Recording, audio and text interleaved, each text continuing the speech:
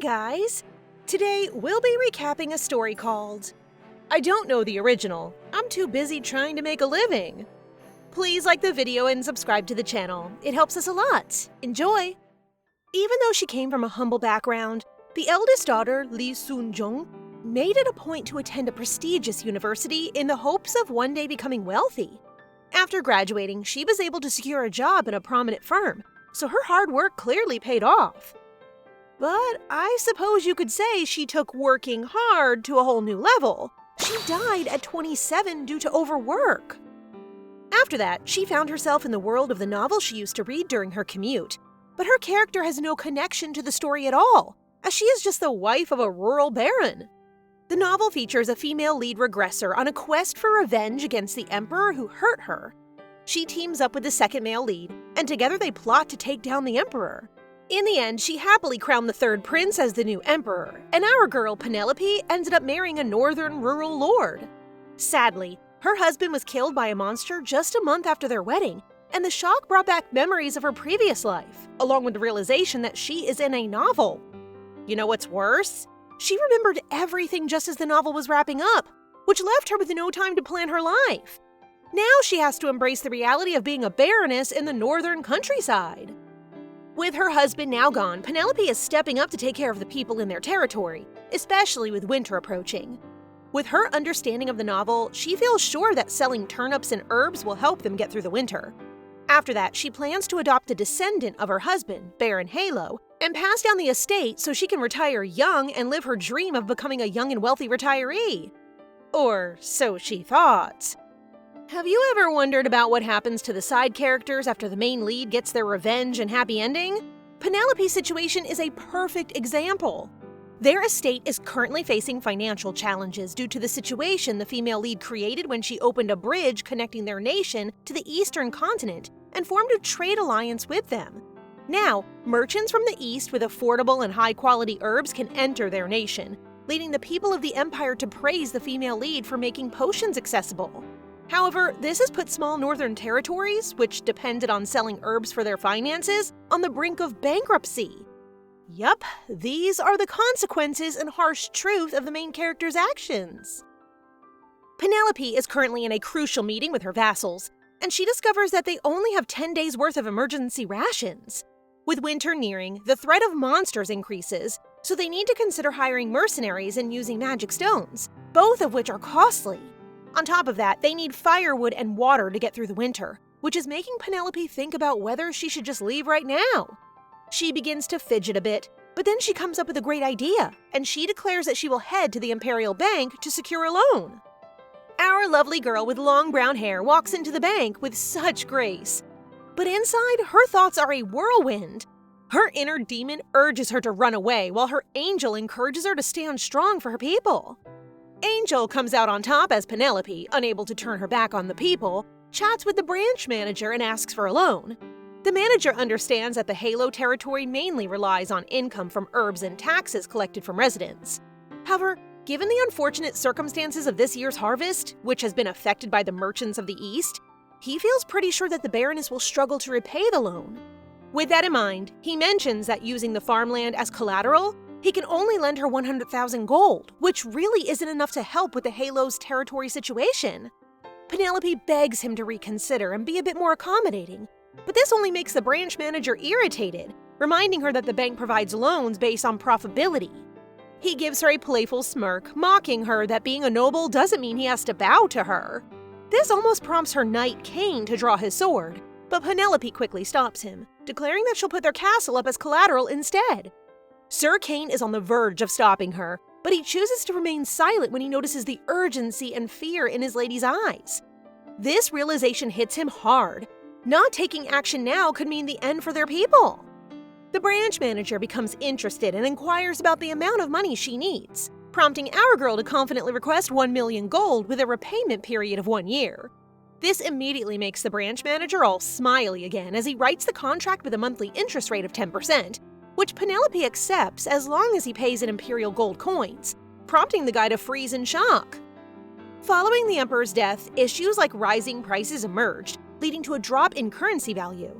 As a result, gold coins, known for their stability, are now highly sought after.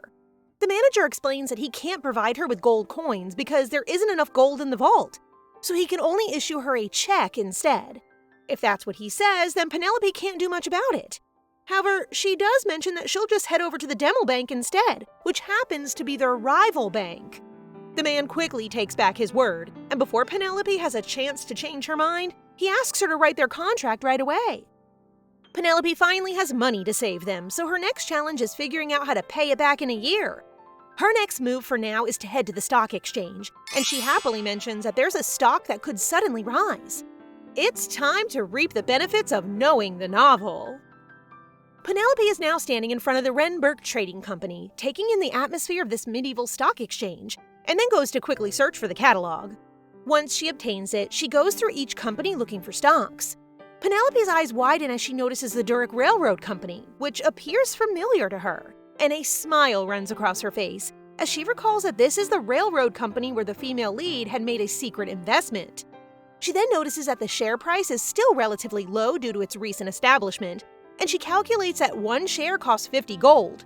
Therefore, for 1,000 gold, she may obtain 2,000 shares. Confident in her plan, she approaches the counter and expresses her desire to purchase 2,000 shares of the Durick Railroad Company, which surprises the person in charge, who then advises her not to invest in that company and suggests it would be better for her to purchase only 100 shares. However, Penelope is adamant about investing 100,000 Imperial Bank gold coins, which catches the attention of the person in charge, who promptly provides her stock certificates. After that, Penelope walks out of the building, where her knight suggests they head to the inn, which she readily agrees to. But someone calls her attention, informing her that they are now dealing with a major problem because herb prices have dropped to half their value again, implying that their entire cartful of herbs is now worth less than 10,000 gold. This causes Penelope to pause for an instant before calmly ordering Kane to follow her with the herb cart, claiming that she needs to go someplace. This confuses Kane, who tells her that they will not earn much more than 5,000 gold selling the herbs anywhere. She then turns around and announces that they are not going to the market, because she is going to the Magic Tower branch nearby, which surprises the two guys with her. She then gives them an assuring grin, affirming that they're really going there. When she arrives at the Magic Tower, the entrance is blocked by a pile of books. As if our girl didn't have enough to deal with today, they have to spend at least 30 minutes moving the books to get inside. In the middle is an old man named Lecter, who appears to be so busy that he has no time to look at Penelope and simply assumes she's there to buy something. So he begins reciting the various rates of storage and purification stones, as well as selling a magical tool that tracks cheating husbands. This is Penelope's first encounter with a magician, and from what she recalls, the Tower Master is at the highest level of his skill, able to crush mountains and cause rivers to flow backwards at his command. She approaches the old man with a smile and lets him know that she is here to sell herbs at the tower, which earns her a glare from him since everyone is aware of how herbs have lost their value now. When Penelope shows Lecter the green herb with its stem, leaves, and flower bud, he is taken aback and quickly stands up to express his gratitude, knowing it will help lighten his workload. Usually, people only use the green herb leaves for potions, but the truth is that the herb can be used in various ways, involving its stem and flower buds. The Tower Master stumbled upon the usefulness of the other parts of the herb, but unfortunately, it's too late. The northern farms have already plowed their herbs due to their trade partnership with the eastern continent. So for short, Halo territory is the only place with herbs that still have stems and flower buds. Penelope tells Lecter that she has a cart full of herbs, all in great condition, which makes him really happy, and he says he'll buy them all for 100,000 gold. Our negotiation expert here says she'll sell it for 500,000 gold, which makes the old man start to argue. However, he falls silent when Penelope knows that her herbs with stems and flower buds are quite rare to find at the moment. In the end, they agree on 300,000 gold, but Penelope expresses her wish to have it converted into magic stones. These stones are essential for creating a barrier to protect their territory from monsters, especially during the winter season.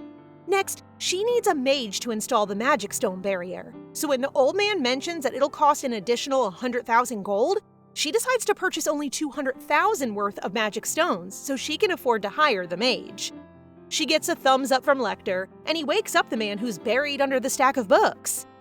I'm not sure if he's in his emo phase, but this man has messy golden hair that covers over half his face and immediately tells Penelope to go, making her blood boil. I guess we call that hate at first sight? Lecter quickly hits the mage on the head before making his way over to Penelope. He reassures her that the young mage's skill are quite good and promises to take full responsibility if any issues arise with the barrier. Penelope inquires with Lecter about the availability of any other mages, as she feels the young man might have a lazy attitude that could affect his work. However, upon learning that there are no other mages in the tower, she realizes she has no option but to go ahead and hire him. After that, she asks Lecter if he knows any alchemists because she needs one to work on her territory too. It turns out that this emo mage knows alchemy as well, so she just needs to add 50,000 gold to his pay. Lecter then glares at the mage, telling him to stop drinking and get to work before heading off to check the herbs. After loading the empty wagon with supplies and food, Penelope's day has finally come to an end, and they are now on their way back to Halo with the mage. This novel is set in a fantasy world filled with monsters, and she believes that having one mage is a better choice than hiring a group of mercenaries who could have questionable backgrounds. The mage only needs to set up the barrier that would protect them from mid-tier monsters, and all she can hope for is that no high-tier monsters will attack. But seeing the mage drooling in front of her makes her trust him less. She decides to keep the assurance that Lecter gave her, which states that if the mage neglects his duty, he will send a replacement. Anyway, can we just give a round of applause for how wonderful our sweet girl is? In just a day, she managed to hire a mage, purchase emergency rations, and gather enough gold coins to last until next year.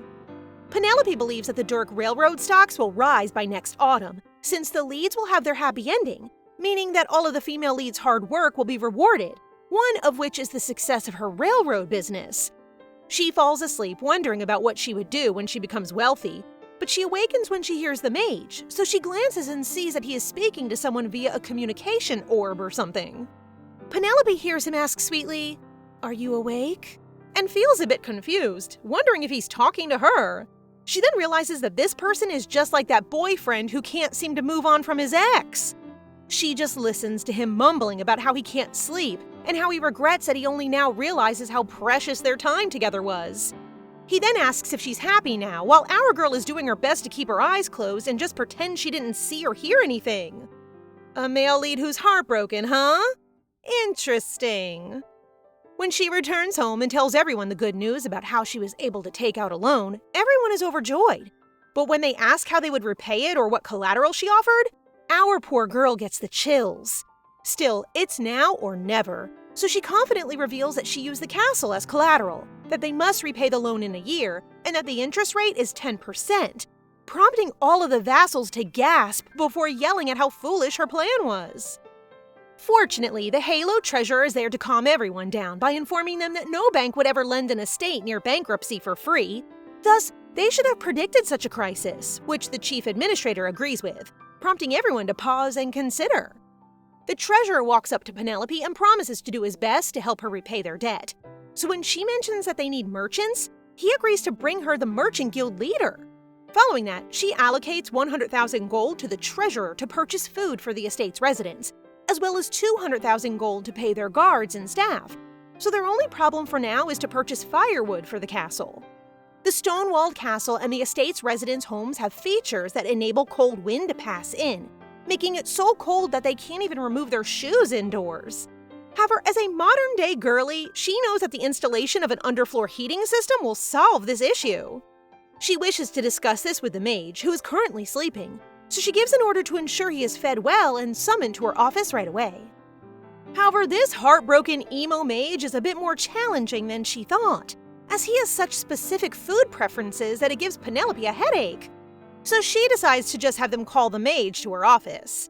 When he arrives, he instantly mocks how poor the territory is, but he becomes curious when he notices her drinking something, and is surprised when she explains that it is brewed tea made from green herbs. Red herbs are used to create antidotes, blue herbs to boost power, and green herbs to aid in health recovery. Since the cost for green herbs have dropped, Penelope has done experiments, one of which is roasting the herbs' leaves, and she discovered that they can be converted into tea with benefits such as relieving fatigue. The mage thinks it's intriguing, so he decides to give it a go and is surprised by how good it is. Penelope then offers him some scones she made from corn, which at first seems a bit unusual to him. However, once he gives it a try, he's pleasantly surprised by how delicious they are. he looks kinda cute with his beauty mark. After they've established a rapport, she hands him a sheet of paper with the design she made for the heating system, leaving him confused. She says that regular people survive the cold by burning firewood or layering clothes, while nobles use large magic stones to heat their mansions. But these methods are too costly, so this is where her heating system comes into play. She then explains her drawing, stating that they must connect pipes to the well, construct plumbing within the house, and heat the water to circulate it, which would raise the temperature. The mage looks at the paper intently and wonders if Penelope is a genius who should be taken to the mage tower. Modern-day characters are indeed the mage's greatest rivals. She then suggests that they add hot running water in the bathroom, which sounds great, but the mage gets frustrated when she reveals that she can only recruit 2 dwarfs for this job. He believes they should get at least 10, but what can they do when they're nearly bankrupt and her budget is only 100,000 gold? He then stands up and claims that a manual operation of her heating system can be completed faster. After that, he leaves her office without saying anything, raising our girl's blood pressure. The next day, the mage barges in, saying that he has completed the blueprint, but they must first apply for a patent before proceeding with the project. He then claims that he will take 70%, but Penelope says he can only take 30% and she will get the other 70%. He argues that he did all the mechanical engineering in the blueprint, but it is what it is. So as her business partner, he eventually gives his name, Awin, while Penelope instructs him to call her Baroness Halo. Speaking of her title, Awin wonders where the Baron is while his wife is working hard for the estate, and he assumes that the Baron is having fun somewhere. However, when he discovers that the Baron died 2 months ago, he instantly shuts his mouth and awkwardly says that he will go explore the castle by jumping out her window. Penelope gets terrified, yet she is surprised to see him levitate without casting a spell, which most mages are unable to pull off. He is obviously the Tower Mage Master. Awin then effortlessly creates a barrier around the entire Halo domain, but he can't stop thinking about how Penelope came up with ideas like drinking green herb tea. He massages his head and thinks our girl is weird, while I, sir, find you really charming. Those eyes and lashes are beautiful. Anyway, he decides to stay and continue observing Penelope. Today, Penelope finally meets with the 2 hired dwarves, who are now fascinated by the blueprint. They believe that cheaper materials than copper may be used to create the pipes, but they must first undertake trials with various materials. After their meeting, our girl feels a bit annoyed when Awin keeps following her, so she asks what he is up to, which leads him to say that he is just seeing her off. Penelope turns away and asks him to stop, but this guy just won't give up, which is really frustrating her because she needs to use the bathroom. The truth is, Awin wants to say sorry for being a bit insensitive earlier when he asked about her husband. He explains that he really didn't know, and Penelope is surprised by his suddenly shy behavior. Still, she turns around and coldly tells him not to worry since she's all right before walking away, leaving him speechless. At last, the day comes to a close and Penelope settles down on her bed, but her mind keeps wandering back to what Awin mentioned earlier. She was being honest when she said she was fine because after her husband passed away, what really concerned her was not his death but her future, the future of Halo. To be fair, it was a political marriage, and she never really had feelings for the Baron since the only time she saw him was on their wedding night, and that was it. Another day is another exhausting day for our poor girl, who is almost ready to give up on organizing so many documents. She is actually looking for ideas to help her with a business strategy, but she fails to find any, so she considers modern business techniques. Maybe a cafe or a clothing store, but she dismisses both because they require a large amount of capital. Instead, she begins to think about some smaller business ideas. Her mind is so preoccupied that she accidentally touches her dessert with her bare hand, so she instantly asks her maid, Giselle, to bring her water. However, her patience is wearing thin because the soap she is using is so difficult to foam. In this world, soap lacks fragrance and is of poor quality, so nobles use scented oils to care for their skin. However, because these oils are pricey, most people cannot afford them, which is why they have rough skin. Penelope beams with excitement as she finally figures out what business she wants to pursue. She heads over to Awin's room, knowing he's great with alchemy, and asks him to teach her how to make soap. Awin is a genius who entered the magic tower at the age of 3, so he isn't one to teach or give insights to anyone, but he is becoming drawn in when Penelope mentions making soap with green herbs. He wonders what's so wonderful about making soap with green herbs, which prompts her to cheerfully explain that it will smell fresh, help clear and moisturize the skin, and best of all, it will be affordable for everyone. The benefits are still a theory for now, but since green herbs are used in recovery potions, it's likely that green herb soap will have some skin regeneration properties. Awin finds her way of thinking absurd, but then he takes a moment to consider and realizes it might actually be possible. After a minute of thought, he tells her that the patent for this one should be about a 50-50 split. Since adding green herbs to the soap requires magic, Penelope happily agrees to his terms. Mr. Genius is now busy studying herbs and potions, but he's still impressed by Penelope's intelligence and weirdness. What captivates him even more is her ability to make eye contact with him when other people cannot. Maybe it's because no one can see your eyes, sir? Awin may appear lazy right now, but he feels proud to say that there was a moment in his life when the Emperor could not treat him rashly because he was the Grand Magician. Meanwhile, Penelope stops by their warehouse to speak with Halo's chief administrator and see if everything is going well. She also kindly reminds him to ensure that all of their staff receive the winter fabric. After that, she asks about the merchant guild leader, and the administrator quickly introduces her to Pablo, a man with long gray hair. From what she remembers, this shy-looking guy is a merchant who supports the female lead, so she's a bit puzzled about why someone like him would be wandering around in such a remote place like Halo. She is curious whether his business is collapsing or not, but she asks him to get her the supplies she needs to produce soap, such as caustic soda and fruit oil. Getting another worker makes this cutie pie very happy, and he promises to bring everything to her tomorrow, proving to Penelope that his business may be failing. The female lead sounds sus. Did she just ditch this guy after becoming successful? The next day, after she receives the ingredients, Penelope gets ready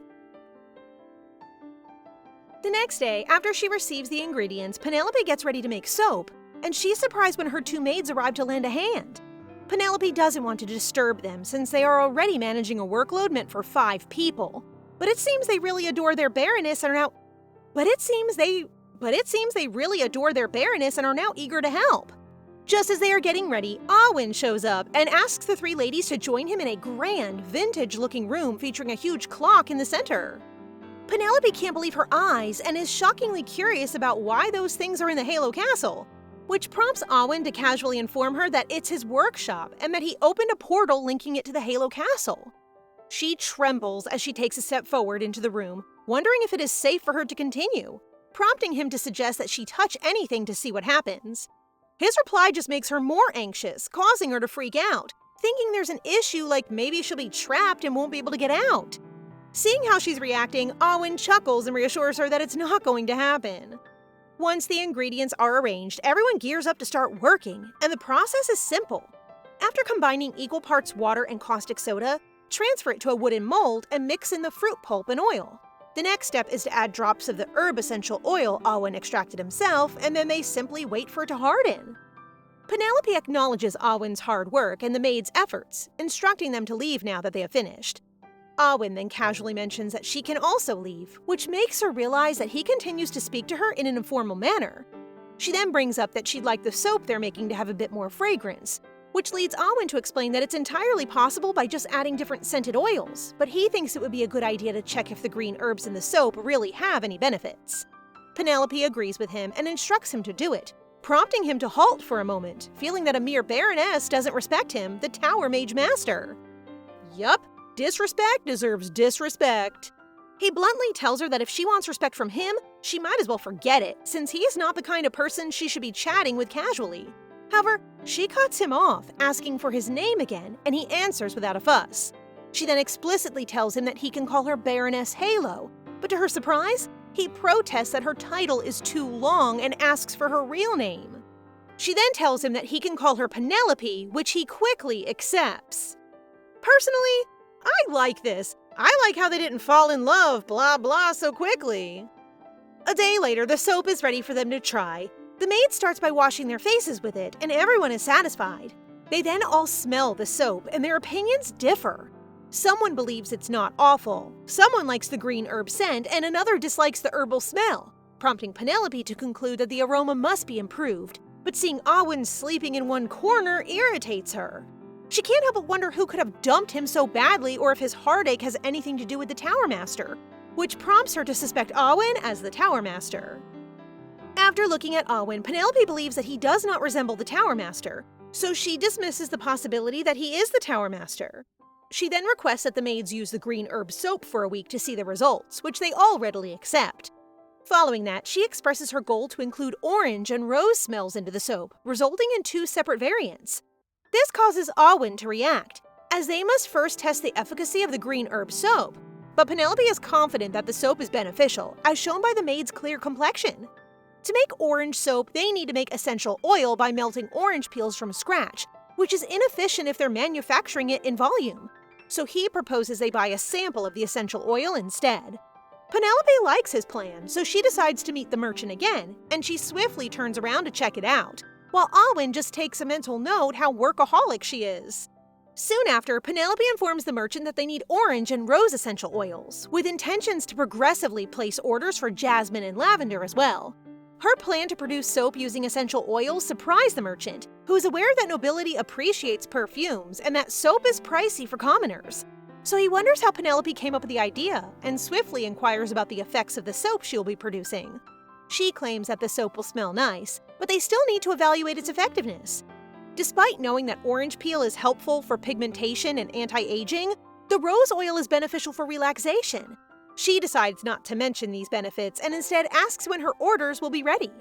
After learning that her orders would take 4 days, she lets the manager handle the payments, which surprised the merchant, who believed that the Halo estate was in poor condition, but now it seems like it's suddenly worth a fortune.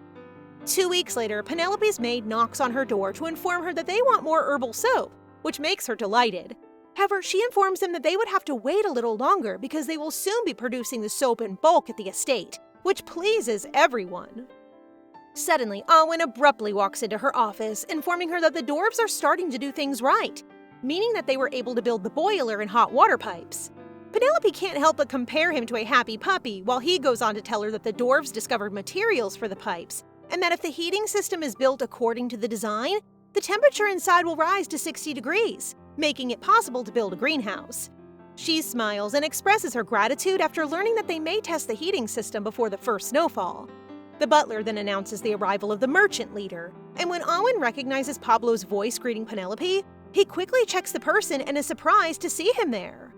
Pablo sees Alwyn looking at him, so he asks if they know each other, but Alwyn just takes his tea, wondering why someone who follows Betty like a puppy is here. Because he isn't talking, Penelope introduces Alwyn as her mage business partner, and despite his long hair hiding his face, they can all see that Alwyn is annoyed with Pablo. She then shows Pablo the soap they made, and he is astounded by its orange aroma. But he frankly informs her that they may not be able to sell it. Penelope expected his reaction because simply adding scent to the soap raises its price, thus, it may not appeal to commoners, while nobility might not need it because they use perfume oils after bathing. This is Giselle's cue to get a basin of water, put Pablo in a lovely pink headband, and with just one wash, his face instantly sparkles. Penelope smiles as she explains to him that this soap is called green herb soap, and that they have already tested it on 23 individuals over the course of 2 weeks, with all the findings showing that their skin has become brighter, with fewer blemishes and acne scars. I really want one of these soaps for myself. They quickly wrapped up the contract, and Penelope provided a sales strategy. She intends to create orange and rose soap as luxurious products for high-ranking nobles, while keeping the regular green herb soap more budget-friendly. Once Pablo left, Penelope turned to Alwyn and asked if he knew Pablo. Alwyn explained that Pablo is just an acquaintance of an acquaintance, which our girl does not believe, but she does not want to pry as long as Alwyn does not raise any trouble, that is. Penelope granted the butler complete responsibility over their soap manufacturing, and they set up the soap workshop in the village hall, employing villagers as laborers. Aside from her and Alwyn, only the butler knows how the soap is produced, so he must ensure that it remains confidential. Soon after, high-quality soaps were manufactured and distributed in the marketplace, and as expected, people loved them. During the house meeting, they only have positive news to tell, such as how their soap business is growing steadily and workers are getting jobs thanks to the soap workshop, which is all due to their baroness's hard work. Because she owns the soap patent, it can only be marketed in their area, potentially making Halo a tourist destination. And our girl couldn't wait to see how much money comes in. Since their business is now soap, she wants everyone to educate others to wash their hands with soap regularly, which confuses them all. People only use soap to wash their faces and bathe every few days because soap is considered a luxury item. So she informs them that merely washing hands before eating or going home will prevent diseases, which astounds everyone and promises to spread the word.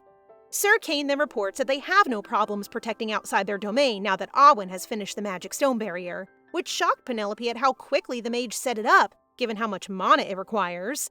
In this novel world, those with immense power are feared, and that's exactly what's happening right now as her vassals question how she hired Awin. They recommend hiring another mage, and Penelope knows why, as powerful mages are known to enslave and torment people. However, she says that Awin will have to stay since they have a contract to complete, and they also need his skills if they want their business to prosper, which leaves everyone silent. The winter weather arrives earlier than expected, and Our Lady is already extremely cold, so she stays closer to the fireplace. But she is confused as to why Awin is also here when he could simply open his portal thingy again, but the magic tower appears to be even colder. Now that she has a better look at him, she wonders if he's eating properly because he appears thinner than when he first arrived. So she asks him to eat so she won't nag him anymore, which he unwillingly accepts. The chief administrator then enters with positive news. The dwarfs have finished the underfloor heating system at the unused gardener's house. They rush to the house where the dwarves greet them by asking them to take off their shoes. As soon as they enter inside, they are shocked at how warm the area is. The dwarfs explain how they install the pipes before laying the efficient heat conduction tiles, which makes Penelope pleased. The next day, formal contracts with the dwarves are signed, and they start working on Halo Castle's heating system, while the gardener's residence becomes accessible to anyone who wishes to stay warm. The men use the living room, while the ladies use the bedroom, making the whole place a common lounge. That evening, as Penelope wrapped up her work, she took a moment to check on everyone. When she glanced over at the men's quarter, she noticed Awin crying in his sleep. That heartbreak really hit him hard, huh?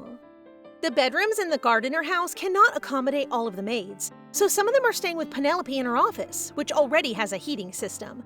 But she assures them that once the dwarves finish installing the heating in her room, she will have the retainer's room and servants' quarters heated as well, making them all very happy. One maid brought Penelope milk and sweet potatoes, but when she discovers that Awin refuses to eat, she believes that the heartbreak is really weighing on him, so she goes to check on him herself. When she arrives at the men's quarter, she tells him to get up and eat, but he is really grumpy, so she has no choice but to shove the sweet potato into his mouth. She looks so innocent and sweet when she says it melts in your mouth, so Awin chooses to eat, eventually finishing the entire bucket of sweet potatoes and craving more. The two of them head outside to roast more sweet potatoes, and she asks him with a smile if he feels better now, which leaves him a bit confused. She then mentions that to forget someone, it's important to keep moving, just like what they're doing now, enjoying the snow and roasting sweet potatoes by the fire.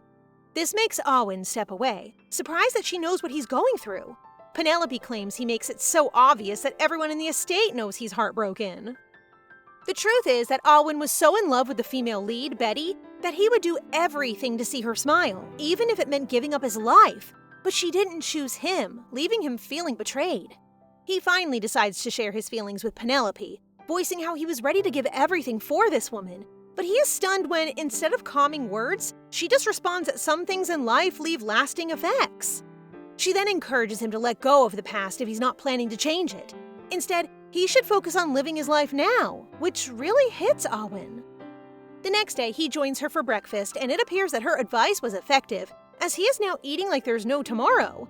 He then notices her eating so cutely with crumbs all over her face, and he automatically reaches out his hand, but quickly stops and simply advises her to clean her mouth.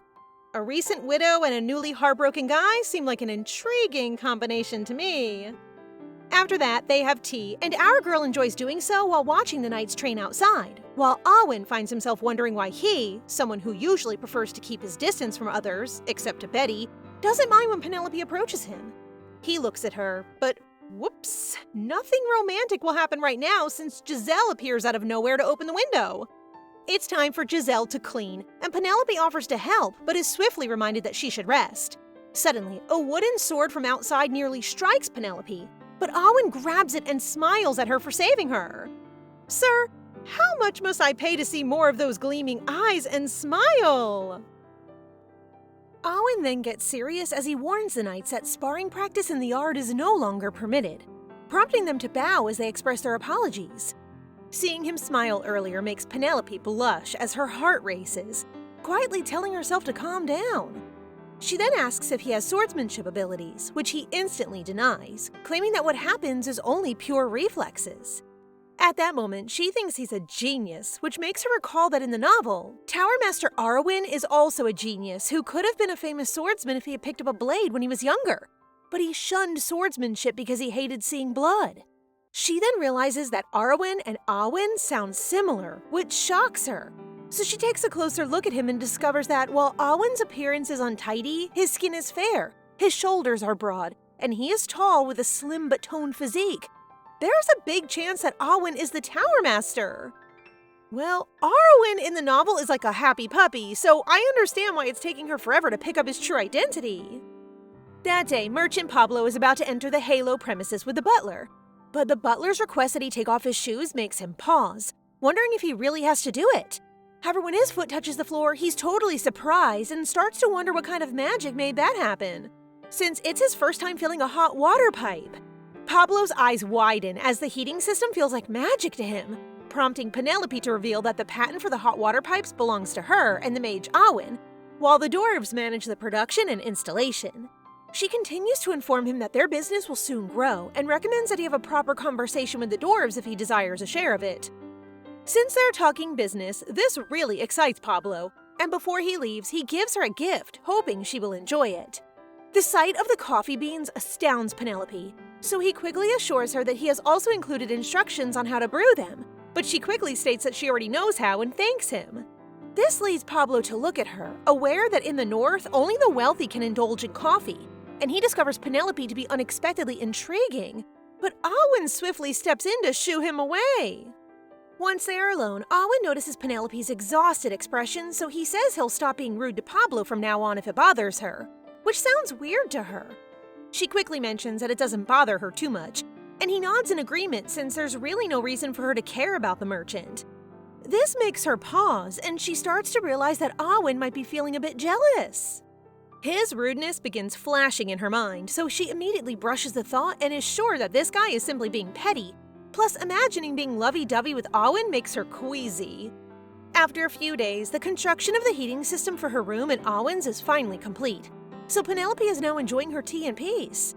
Recently, her office was bustling with people seeking warmth, and going to the restroom was quite a challenge, but now she finally has her own cozy space. This is what I appreciate about her. She is truly thoughtful and kind, especially since she could have kept the workroom all to herself. Not long ago, she was feeling anxious about how to repay the 1 million loan, but now she acknowledges that with Arwen's help, her ideas, from the heating system to the soap business, are coming to life. The mage walks into her room slightly grumpy as he mentions that he browsed through the library but found not much to read since he's already gone through most of the books. Suddenly, Penelope asks how old he is, and when he replies that he's 23, she looks so surprised. She can hardly believe that this childish guy is actually 2 years older than her. Arwen feels curious about her age too, but our girl chooses not to share it and simply mentions that they are around the same age. Oh, so she can still boss him around. Cheeky girl. He then approaches her desk and notices that she is still working on the same documents she was working on this morning, prompting her to explain that she must revise them all. He smoothly uses his magic, and in seconds, all documents are completed. So he leans closer to her and tells her to join him at the top of the estate. Penelope is confused, but she eventually lets him drag her. But she appears to be regretting her decision now, as Arwen instructs her to jump out of the window with him in this really cold weather. He takes her hand and uses his power to warm her up before levitating, and asks her to take his hand and just trust him, which she does. And when she opens her eyes, she's astounded to view the city from above. No magic carpet, just pure magic.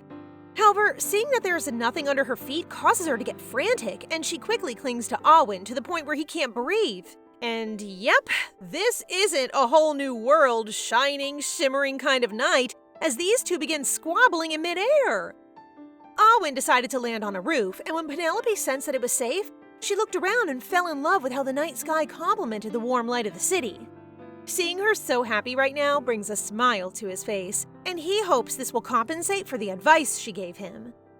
Looking at the mountains, Penelope remarks that there must be many monsters living there, so Arwen asks if she wants to see one, but she quickly declines. Suddenly, he stands up and shifts to a serious tone, asking her to get her soldiers ready since someone has just crossed the barrier he set up. Penelope and Alwyn, together with Sir Kane and some of their soldiers, head to the snowy mountain and meet 3 men, who explain that they were hunting and were lost. Our girl thinks this is strange because there's nothing in the forest but monsters during the winter. When Alwyn assures her that the man in the cloak isn't dangerous and recommends they have him in for a meal before sending him out, she realizes that they must know each other. She agrees to this, prompting the man to thank her, but it appears that he recognizes Alwyn and is now interested as to why the Tower Master is here. The next day, one of the maids, Laura, the detective, advises Penelope that one of their guests must be a noble based on his clothes and manners, whereas Giselle suggests that they prepare dinner and welcome the guests so Penelope can introduce herself. Our girl decides to discuss the situation with her vassals when Alwyn arrives. Upon hearing that Penelope plans to invite the guests for dinner, he becomes grumpy and, with his arms crossed, says that she doesn't need to be polite and should just serve them a meal and send them on their way. She can't believe how cold-hearted this mage is. Who would travel in this knee-deep snow? The guest actually heard her and thanks Penelope for that. Oh my, the guest is actually a cutie pie, and he smilingly greets Alwyn, but Alwyn, being Alwyn, didn't greet him back as he mentions that they're not on friendly terms. Before anything happens between the two, Penelope introduces herself as the estate's acting lord, prompting the guest to do the same and introduce himself as Rionel Leovent. This surprises her because House Leovent is a prominent family, and she is now convinced that the man in front of her is the Grand Duke. However, the name Rionel also sounds familiar to her because it belongs to one of the male leads in the novel. He is described as a handsome man with black hair, known for being merciless, hailing from the north, and carrying a magic rifle. This is making her sweat now, and she chooses to believe that these are just coincidences. Yeah, like, why are the lads tied to the female lead here? The 3 of them end up having supper together, and Rionel shares that he had been wandering for 3 days and was lucky to find their castle. He admits that he just wanted to ride his horse out in the open, but now knows how careless he was in doing so. He becomes curious about how Penelope met the mage, so she honestly explains that she signed a contract with him, which only deepens his curiosity about the whole story. This is making her nervous now, because if she puts together the puzzle pieces of how a noble cares about an ordinary mage, there seems to be only one answer. Alwyn must be the Tower Master. She calms herself down and smiles, explaining that she met the mage by chance, so she returns the question to him, asking what the Duke's relationship is with the mage. No one dares to respond until Rian starts laughing and adds that he was only interested because he had never seen a mage be so nice to others. After that, he mentions that he and his knights are healing from the injuries they sustained from forest monsters. He kindly asks if they could stay in her castle until they regain their strength, and he assures her that he'll repay her properly. Penelope happily agrees since the snowstorm isn't stopping anytime soon. And just like that, the 2 boys start exchanging death glares again, making her so exhausted. The next day, Alwyn complains that he doesn't want Rion here and advises Penelope not to trust the man. Penelope lets out a sigh and reassures him that the Duke will likely leave on his own once the snow stops, as who would want to stay in their castle anyway? She's really the only one who can handle this grumpy guy. The chief administrator then enters her room to share the news that Duke Rionel has a fever, which makes Alwyn laugh heartily. However, when Penelope suggests bringing Rionel to her room since it has a heating system, Alwyn quickly falls silent and starts pouting like a little child. Honestly, he is really cute. Rion is experiencing a dream about Betty, and this is the exact scene in which she turned her back on him and abandoned him. This is also the point at which he realizes he's been taken advantage of, and no matter how much he begs her not to leave him, everything begins to catch fire. How many men did the female lead use to get revenge? Crazy! Rionel wakes up panting, feeling puzzled by the warmth of the place. As he sits up, he hears Penelope, who's busy with her paperwork, suggesting that he should rest a bit more since he caught the flu. She then shares that his own knight brought him and moved him here to her office since the guest room he was using doesn't have a heating system yet. She chooses to let him and his knights remain in her office for the time being before stepping out of the room, while Rionel is still confused and starts to think there might be a heating device making Penelope's office floor warm. Rionel wakes up feeling much better that afternoon, but he still doesn't know what's keeping the floor warm, so he suspects it's the mage's work. He is surprised to find Alwyn sitting on the bench inside the room, which leads him to call him by his real name, Ariel. Alwyn immediately glares evilly at Rhianel, warning him to be careful with his words before calling him as Prince Rhianel, Duke of the North. This leads to an argument between the two, with Rhianel asking how heartbroken Alwyn really is to be chilling in some rundown castle, while Alwyn just laughs and calls the prince a monster hunter who went into the woods just to freeze to death. Yup, these two are in the same situation as each other, because they both tried to win the heart of the female lead but got totally shut down. Rhianel brings up Penelope, prompting Alwyn to shoot him his death glare and suggest he leave quickly if he still wants to stay alive. However, the Duke isn't even sweating it and just straight up questions why the Baroness is running things instead of the Baron. Then he smiles and figures that Baron Halo must have died. Are they going to compete again to win a lady? Rhian, you better back off or you're better off with me. Choose! Alwyn casts a sharp gaze at Rhianel, cautioning him against speaking thoughtlessly to Penelope if he wants to keep his real identity a secret. This causes Rhian to pause for a sec before pointing out that the Tower Master is also concealing his identity. And he even comments on how startled he is that the Tower Master suddenly cares so much about others when he thought he only has eyes for Betty. Just as they're about to spark things up, the door swings open and there stands our pretty Baroness, Penelope, with the maids beside her. She then informs Rhian that dinner is ready and suggests that he wash his face before the meal with the help of the servants, which he gladly accepts. Rhian then watches the two chatting like an old couple, with Penelope crossing her arms, curious if Alwyn has gotten into trouble again, while Alwyn shyly asks if it's just the two of them for dinner. This leads her to wonder if he intends to invite someone else, and she gets a loud and clear no from him, so they head off. No sweet talking, just them being comfortable with each other. Love it! A few days later, the construction for the palace's underfloor heating is moving along well, and Rhianel's condition has rapidly improved. He sent out some letters to check the area for any problems, and once he confirmed everything was clear, he filed a report and spent some time there. However, the problem is Penelope feels uncomfortable every time Rhian visits her in her office. Despite her desire to make him leave, she is unable to tell him the truth. She pauses while holding her cup and tells Giselle that she prefers to drink coffee, but Giselle firmly reminds her that she already had some earlier, so she really shouldn't have any more in the afternoon, which leaves her with no choice.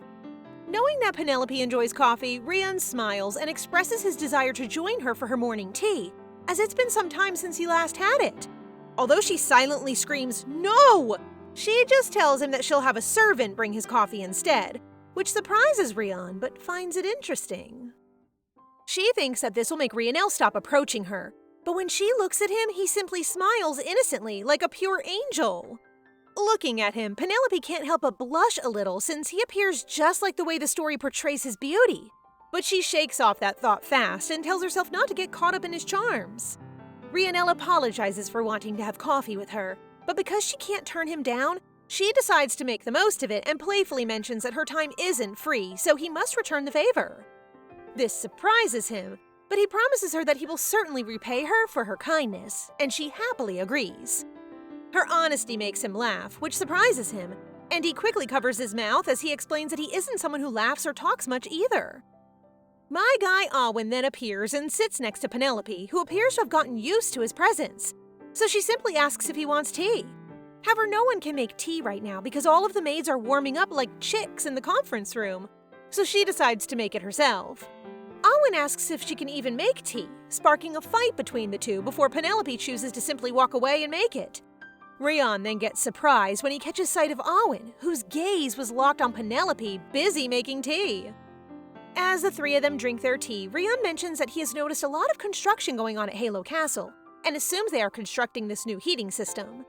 This gets Alwyn excited as he proudly claims that this is a heating system he built with Penelope, while our girl is upset that he keeps taking credit when she was the one who came up with the idea. Rhianel observes the two arguing and notices that they're actually rather close, which strikes a chord with him because he believes Alwyn has moved on while he remains in the same dark place. That evening, Alwyn goes to see Penelope, and he tells her like a little kid that the maids are saying strange things about her. Curious, she asks what they're saying, but her attention is divided since she's busy organizing some boxes.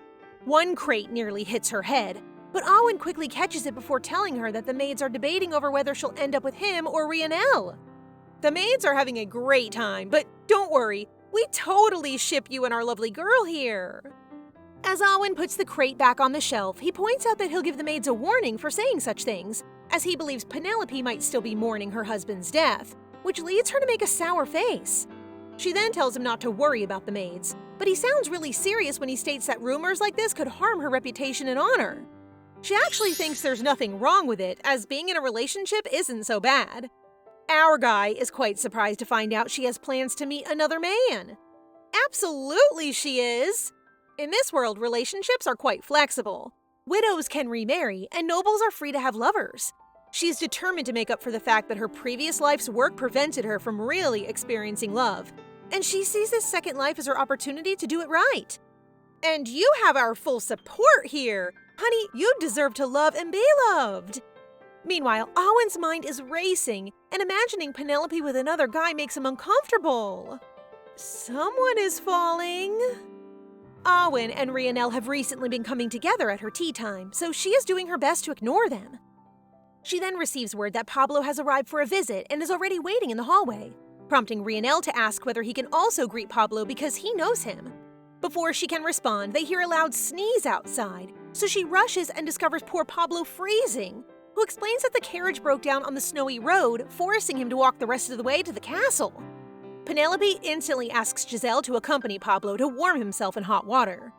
After Pablo has freshened up, Penelope meets with him for a business discussion, and it appears that he has brought the most expert dwarfs to learn about the heating system.